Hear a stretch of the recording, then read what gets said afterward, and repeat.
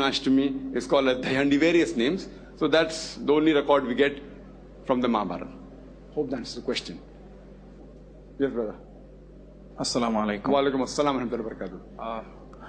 I've been asked by many non-Muslims, why does Islam suppress women? I know that's not the correct answer. I know that Islam does not suppress women, especially the question relates to working.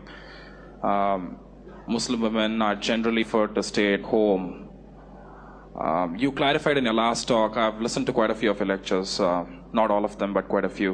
You have also clarified that women can go to mosque, but in India, places like India and Pakistan, women cannot visit mosques. That's because it's a man-made rule, not God's rule. But what is Islam's opinion regarding women making a career for themselves if they observe modesty? Well, there's the question that there's an allegation by the non-Muslim that Islam suppresses the woman. But the complete answer you can refer to my video cassette, Women's Rights in Islam.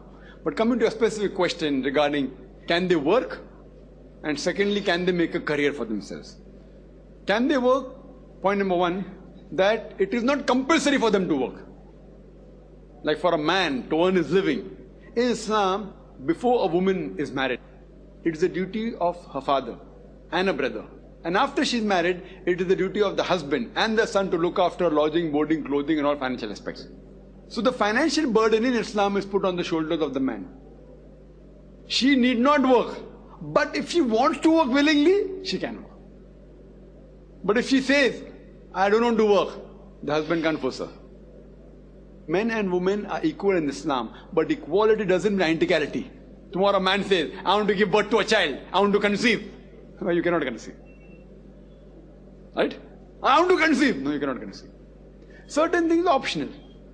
Certain things haram, certain things fard, compulsory, certain things preferable. So it depends.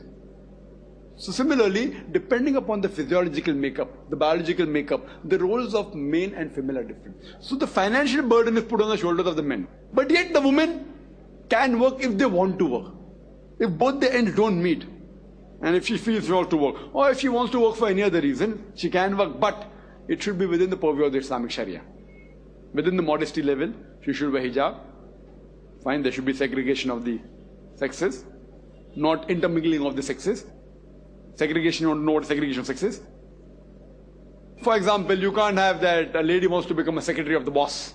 And the boss is sitting in a closed room, in the cabin, and dictating, and the secretary is typing. Our beloved Prophet said, if man and woman are alone, mahram, foreign men and women are alone in a room, the third person is the devil. And that's the reason we read in the newspaper. What happens many a time? What happens with the boss and the secretary?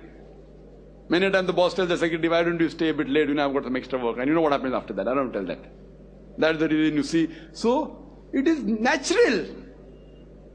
If you are alone in the room once, twice, thrice, whether the secretary is beautiful or not. So therefore Islam says segregation of sexes. Segregation of sexes, brother. That if she's working, she should wear the hijab, but natural. And segregation of sexes means separate area for the gents, separate for women. Not that man and woman cannot talk. When required, they can talk, but not in a closed room. They can talk, not they can't. But when required, not unnecessary higgling, hanging like in the office, you find a reduces the movie or how you find this and unnecessary gossiping, and then what happens later on. So in Islam, a woman can work, but it should be a work which is within the purview of the Islamic Sharia.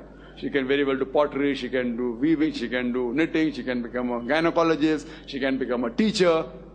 She can do business also. Why not? My sister Masha, both my sisters are doing very good business. One of my sisters running a factory, separate section for the ladies, separate for gents. She handles the ladies section, brother handles the gents section. What is the problem? MD, managing director. Other sisters doing exports, no problem. But within the purview of the Islamic Sharia, no problem. But she need not work if she wants, she can. She can't do dancing. She can't do modeling. Same thing, a man also cannot do dishonest business. A man cannot work in an alcoholic bar. So what rules are there for women? Even many are there for the men also. So what is haram for women is haram for women. What is haram for men is haram for men. Something is haram for both. Like working in an alcoholic bar is haram for man and woman both. Working in a gambling den for both. So it's not a separate thing. Can she make a career for herself? Why not? Why not? She can make a career. But it would not be outside the fold of the Islamic Sharia. The reason is because her main responsibility, because she's a woman, is that of a mother, is that of a wife. But if she takes up a career and sacrifices a role, she becomes a very good, suppose gynecologist, but neglects the family. Some career she does, but neglects, doesn't be a good mother, doesn't be a good wife. So she's losing. Because the reward that a person gets for becoming a mother is far superior. That's the reason a beloved Prophet said that paradise lies beneath the feet of the mother. There's a hadith in Sahih Bukhari, volume number 8, in the book of Adab, chapter number 2, hadith number 2. A person asked the Prophet that who deserves the maximum love and companionship?